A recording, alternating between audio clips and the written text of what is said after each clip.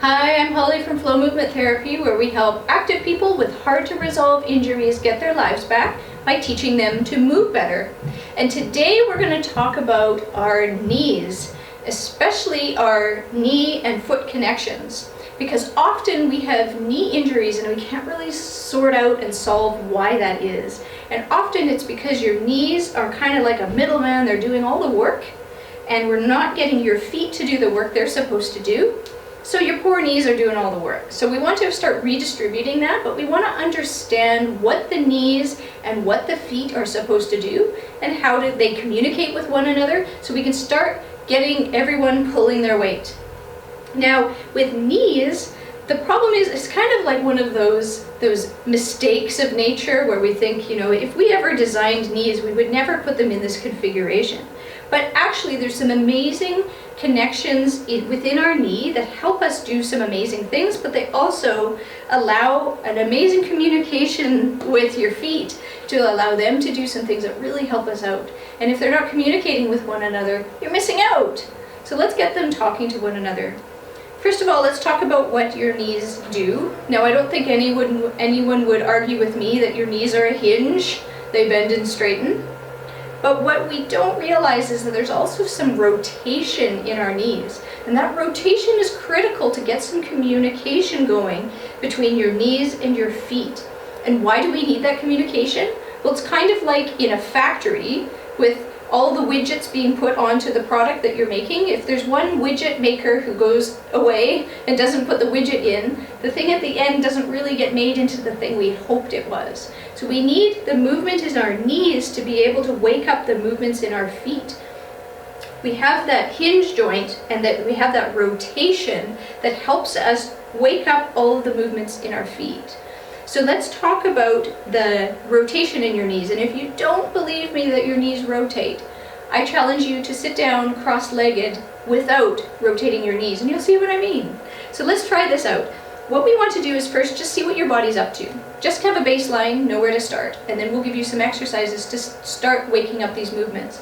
So first I invite you to simply look down and bend and straighten your knees. And just see what's going on. We're focused just on the bending side for now. Do they look similar or do they look different? Does one knee bend differently than the other? And do we see that their big leg bones are creating angles where when you bend your knees, they're going like this, and we straighten them, they come back like this? If not, then we may not be having any rotation going on. Now, with your knees, you may feel that one of them is easier to bend than the other. Just see what those differences are from left to right. And just see where you're at. You may not have any rotation at all, which, with the next thing we're going to do, you're going to see that there won't be any movement in your feet. So as you bend and straighten your knees, check out what your feet are up to. So now, if we have feet that respond to the bending and straightening of our knees, we're going to see movements in those joints in our feet. So my feet are responding to the movements in my knees. Those joints are moving and my feet are creating different shapes. But if we don't have any of that rotation in our knees, what's going to happen is that we'll see no response at all in our feet. The movement is all happening in the ankle joints.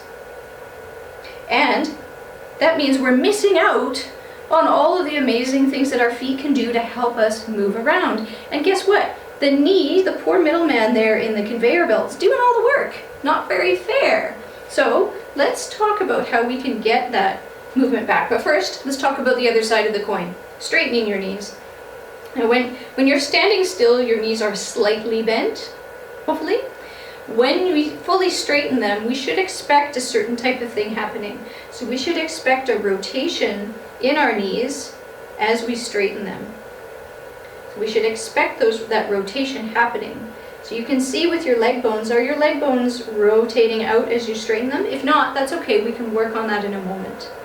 And then if you cast your gaze down to your feet, when you straighten your knees, do they stay perfectly still? Or is there a response in your feet? Do your arches rise? Do your feet get smaller? Is there any action in your feet at all? If not, we are about to work on that. So there's two baselines for you. What's happening in your knees when you bend? What's happening in your feet when your knees bend? What's happening in your knees when they straighten? And what's happening in your feet when your knees straighten? So let's talk about those things together and see how they connect. First off, we want to see if there's rotation happening when you bend your knees. Taking two fingers on the outside of your kneecaps, this is going to help us visualize what's going on. We want to think of our kneecaps as the headlights on our car, and we want to see them cross in the front as we bend our knees. So if our kneecaps, those headlights are crossing in the front, we should be able to see that with the shapes that our fingers are making on the outside of our kneecaps. If not, if they're just going straight forward and back, then we're not getting that rotation, which means there's no communication going on between your feet or your knees down into your feet. It's all stopping at your ankles. So we want to keep that chain of command going. So here we want to invite that rotation in our knees, and just a little bit. We're not going knock-kneed, we're not overdoing it here. We just want to see whether we're getting that movement in the joints in our feet and whether that feels any different for us. So that's just a check-in to see if you can get that rotation in your knees. Does that wake up and give some more experiences and invite your feet to do what they're designed to do? So that's the first half of the coin. If this was useful for you so far, please like below, subscribe, leave a comment for me. I'd love to know how this is going for you, and share with anybody who you know who could use this information. Second of all, we're going to start talking about what happens when we rotate outwards. So again, putting our fingers on the outside of our kneecaps. As you straighten your knees, those headlights should go facing away from us. So see, when you straighten your knees, can you get those headlights facing away from you? And if not, just see if you can invite that to start happening. And if they're different, left and right. And just see what happens. And then see if you can do that on your own. What happens in your feet? Are your feet doing what we would expect them to do, with our arches rising and the weight going backwards into our heels? Or are you not getting any response if you're just going straight forward and back without having any response in your feet?